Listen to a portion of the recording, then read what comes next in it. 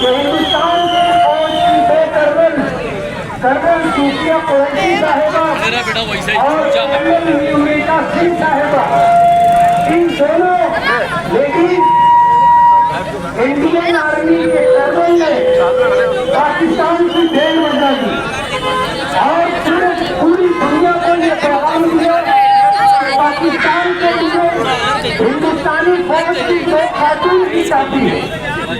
آج اس وقت ہم اپنی فوج کا حوصلہ بڑھانے کے لیے اور نفرت پھیلانے والے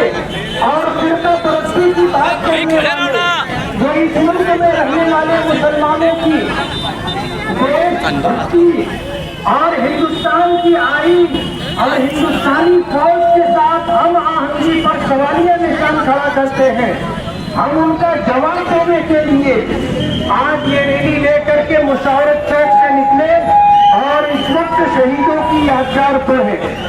یہ وہ شہیدوں کی یادگار ہے کہ جب 1922 میں ہندوستان پر انگریزوں کا قبضہ تھا، اس قبضے کے خلاف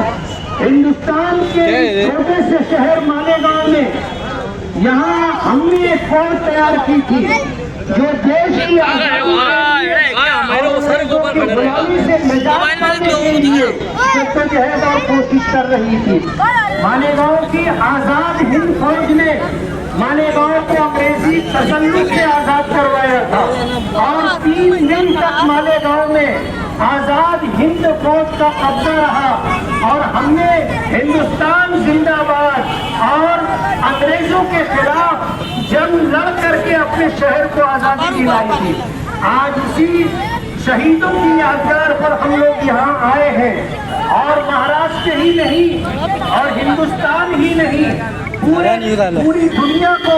اور پورے ورلڈ کو یہ پیغام دینا چاہتے ہیں کہ ہندوستان کا ایک ایک فرد، چاہے وہ ہندو ہو، مسلمان ہو،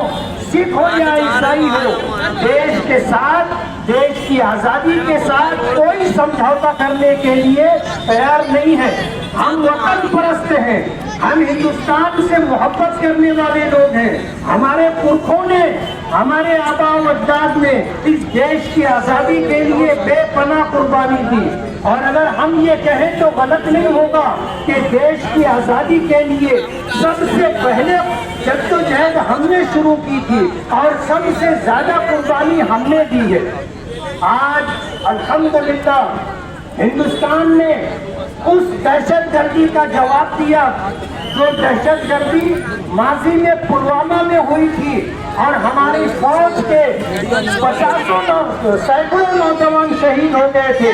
اور ابھی یہ پچھلے مہینہ پہلگام کشمیر میں جو دہشت گردوں کا حملہ تھا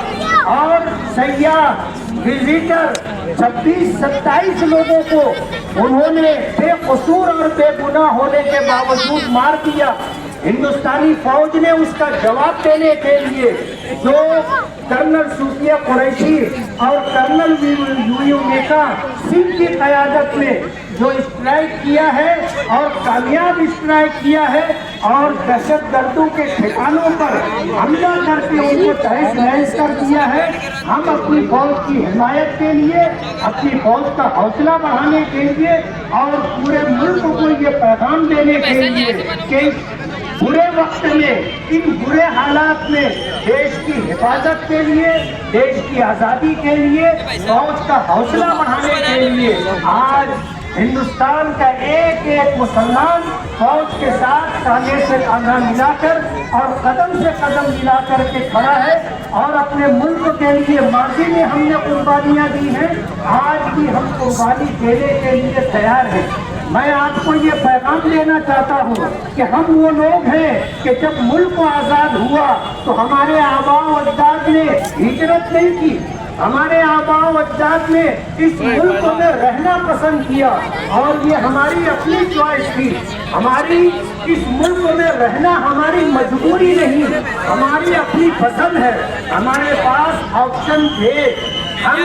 ملک کو چھوڑ کر کے پاکستان جانا چاہتے تو جا سکتے تھے، لیکن ہم نے پاکستان جانا قبول نہیں کیا، اس ملک میں رہنا قبول کیا۔ ہمارے آباء و اجداد نے یہ پیغام اپنے بڑوں سے سنا تھا کہ ہم اسی مٹی سے پیدا ہوئے ہیں اور ہم اسی خاک میں ملیں گے، ہمیں ہندوستان چھوڑ کر کے کہیں اور نہیں جانا ہے۔ جمعیت علماء ہند نے